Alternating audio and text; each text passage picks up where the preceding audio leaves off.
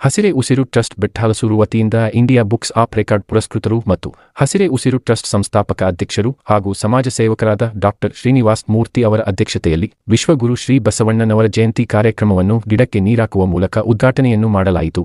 ಈ ವೇಳೆ ವಿಶ್ವಗುರು ಶ್ರೀ ಬಸವಣ್ಣನವರ ಭಾವಚಿತ್ರಕ್ಕೆ ಪೂಜೆ ಸಲ್ಲಿಸಿ ಪುಷ್ಪನಮನ ಸಲ್ಲಿಸಿದರು.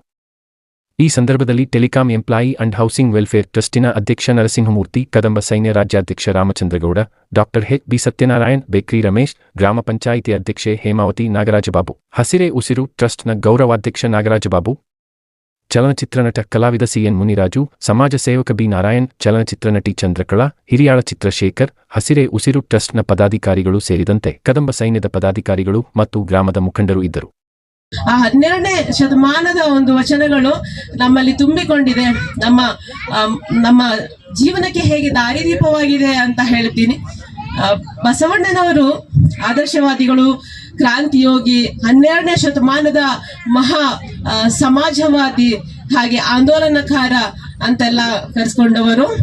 ಅವರು ಹೇಳಿದ್ದಾರೆ, ಅನೇಕ ವಚನಗಳನ್ನು ನೀಡಿದ್ದಾರೆ. ಸುಮಾರು 1500 ವಚನಗಳನ್ನ ನಮ್ಗೆ ನೀಡಿದ್ದಾರೆ ನೋಡಿ.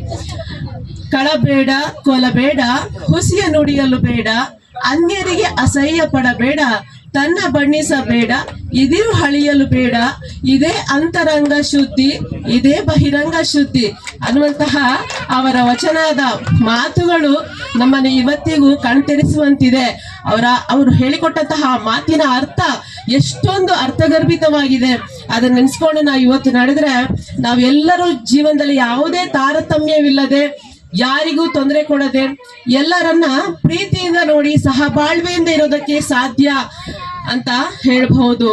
ಅವರು ಬಿಜ್ಜಳನ ಅರಮನೆಯಲ್ಲಿ ಬಸವಣ್ಣನವರು ಪ್ರಧಾನಮಂತ್ರಿ ಆಗಿದ್ರು ನೋಡಿ. ಆದ್ರೂ ಅವರು ತಾನು ಮಂತ್ರಿ, ತಾನು ಗದ್ದುಗೆಯಲ್ಲಿ ಇದ್ದೀನಿ ಅಂತೆಲ್ಲ ಅವ್ರು ಎಣಿಸ್ಕೊಳ್ಳದೆ ಒಬ್ಬ ಸಾಮಾನ್ಯ ಮನುಷ್ಯರ ಹಾಗೆ ಸಮಾಜಮುಖಿಯಾಗಿ, ನೈತಿಕವಾಗಿ, ಹಾಗೆ ಸಾಮಾಜಿಕವಾಗಿ, ಧಾರ್ಮಿಕವಾಗಿ ಅವರು ಆಂದೋಲನಗಳನ್ನ ಮಾಡಿದವರು. ಮತ್ತೆ 12ನೇ ಶತಮಾನದಲ್ಲಿ ಅವರು ಅಕ್ಕ ಮಹಾದೇವಿ, ಆಮೇಲೆ ಆಯ್ದಕ್ಕಿ ಲಕ್ಕಮ್ಮ ಇರ್ಬೋದು, ಅನೇಕ ಚನ್ನಬಸವಣ್ಣ ಇರ್ಬೋದು, ಮಾದರಸ ಇರ್ಬೋದು, ಮಾದಲಾಂಬಿಕೆ, ಇವರೆಲ್ಲರನ್ನ ಒಟ್ಟಿಗೆ ಸೇರಿಸ್ಕೊಂಡು ಅವರು ಒಂದು ವಚನ ಕಮ್ಮಟ ಅಥವಾ ಅನುಭವ ಮಂಟಪವನ್ನು ಸ್ಥಾಪನೆ ಮಾಡಿ ಆ ಮೂಲಕ ಧರ್ಮ ಚರ್ಚೆಯನ್ನ ಮಾಡ್ತಾ ಇದ್ರು ನೋಡಿ ಆ ಬಸವಣ್ಣ ಅವರು. ಹಾಗೆ ಅವರ ಆ ಒಂದು ಧರ್ಮ ಚರ್ಚೆ, ಸಮಾನತೆ ಅನ್ನುವಂಥದ್ದು, ಸ್ತ್ರೀ ಪುರುಷರಲ್ಲಿ ಸಮಾನತೆ ಇರಬೇಕು, ಮೇಲು ಕೀಳು ಅನ್ನುವಂತ ಭಾವ ಇರಬಾರ್ದು ಅನ್ನೋದನ್ನ ಅವತ್ತಿಂದ ಅವರು ಹೇಳಿಕೊಟ್ಟಿದ್ದಾರೆ. ಎಷ್ಟು 12ನೇ ಶತಮಾನದಲ್ಲಿ 1134ರಲ್ಲಿ ಜನಿಸಿದವರು.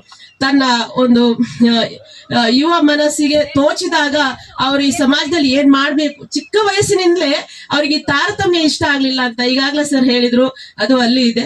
ಆ ಒಂದು ತಾರತಮ್ಯದಿಂದ ಅವರು ಹೊರಗೆ ಬಂದು ಎಲ್ಲರ ಆ ಒಂದು ಅನುಭವ ಮಂಟಪದಲ್ಲಿ ಎಲ್ಲರನ್ನು, ಎಲ್ಲ ಜಾತಿ ಮತ ಭೇದವಿಲ್ಲದೆ ಎಲ್ಲರನ್ನ ಸೇರಿಸ್ಕೊಂಡು ಅವರು ವಚನಗಳನ್ನ ಹೇಳ್ತಾ ಇದ್ರು. ವಚನ ಅಂದ್ರೆ ಏನು? ಎಲ್ಲರೂ ವಚನ ಅಂತ ಹೇಳಿದ್ರು. ವಚನ ಅಂದ್ರೆ ಮಾತು, ಶರಣರ ಮಾತು, ಸುಳ್ಳು ನುಡಿಗಳು, ಸರಳವಾದ, ನೇರವಾದ, ಉತ್ತಮವಾದ ಮಾತುಗಳು ಅಂತ ವಚನಗಳಂದ್ರೆ ಅರ್ಥ. ಹೀಗೆ ಅವತ್ತು ನೋಡಿ ಹೆಣ್ಣುಮಕ್ಕಳನ್ನ ಅವರು ಸಮಾನವಾಗಿ ಕಂಡಿದ್ದಾರೆ. ಹೆಣ್ಣು ಮಕ್ಕಳಿಗೆ ಆದ್ಯತೆಯನ್ನ ಕೊಟ್ಟಿದ್ದಾರೆ ನೋಡಿ. ಆ ಒಂದು ಆದ್ಯತೆ ಇವತ್ತಿಗೂ ನಮ್ಮಲ್ಲಿ ಹೋರಾಟವನ್ನೇ ಉಂಟು ಮಾಡ್ತಿದೆ. ಮೇಲು ಕೀಳು, ಹೆಣ್ಣು ಗಂಡು ಅನ್ನುವಂತ ಭೇದವನ್ನ ಇವತ್ತಿಗೂ ನಾವು ಬಿಡ್ತಾ ಇಲ್ಲ.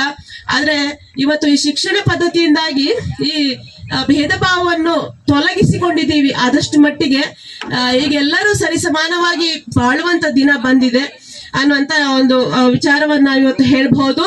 ಹೆಣ್ಣು ಗಂಡವರಂತ ಭೇದ ಭಾವವಿಲ್ಲದೆ ಎಲ್ಲರೂ ಸಮಾಜದಲ್ಲಿ ಬದುಕಬಹುದು, ಬದುಕ್ತಾ ಇದ್ದೀವಿ ಅನ್ನುವಂತಹ ವಿಚಾರ. ಇನ್ನು ಇಷ್ಟು ಬಸವಣ್ಣನ ಇವತ್ತು ನಮ್ಮ ಹಸಿರೇ ಉಸಿರಾದಂತ ಅಧ್ಯಕ್ಷರು ಅವರು ಎಂತ ಮೆಟ್ಟು ಇವತ್ತ ಬೆಳೆದಾರ ಅಂದ್ರ ಅದನ್ನ ಹೇಳ್ಬಾರ್ದು. ಅದ ಬೆಳೆದಿದ್ದು ನೋಡಿ ನಮ್ಮ ಇವತ್ತ ರಮೇಶ್ ಬೇಕ್ರಿ ಸರ್ ಅವರಿಗೆ ಬೆಂಗಳೂರು ಗ್ರಾಮಾಂತರ ಅಧ್ಯಕ್ಷ ಕೊಡಕತ್ತಾರ. ಅವ್ರಿಗೆ ಕದಂಬ ಸೇನಕ್ಕೆ ಗ್ರಾಮಾಂತರ ಅಧ್ಯಕ್ಷ ಕೊಡಕತ್ತಾರ. ಅವ್ರಿಗೆ ಪರಮಾತ್ಮ ಅವ್ರಿಗೆ ಇನ್ನೂ ಪುಟ ಹೆಚ್ಚಿನ ಶಕ್ತಿ ಕೊಟ್ಟು ಅವ್ರಿಗೆ ಬೆಳೆಯುವಂಥದ್ದು ಸಹಕಾರಗೊಳ್ಳಿ ಮತ್ತು ಇದನ್ನ ನಡೆಸ್ಕೊಂಡು ಹೋಗುವಂಥದ್ದು ಅವ್ರಿಗೆ ಹೆಚ್ಚಿನ ಶಕ್ತಿ ಕೊಳ್ಳಿ. ನಾನು ಈಗ ಕದಂಬ ಸೈನ್ಯದೊಳಗೆ ಬೆಳೆದು ನಾನು ಮುಂದೆ ಹಿಂಗ್ ಬಂದಂತವ, ನೀವು ಈ ಕದಂಬ ಸೈನ್ಯದೊಳಗೆ ಬೆಳೀರಿ, ಕನ್ನಡವನ್ನ ಉಳಿಸ್ರಿ, ಕನ್ನಡವನ್ನ ಬೆಳೆಸ್ರಿ ಅನ್ನತಕ್ಕಂಥ ಮಾತನ್ನ ಹೇಳುತ್ತಾ ನನ್ನ ನಾಯಕರು ಕೂಡ ಅಲ್ಲೊಂದಿಬ್ರು ಇದ್ದಾರೆ, ಅದು ಬಿಡಿ.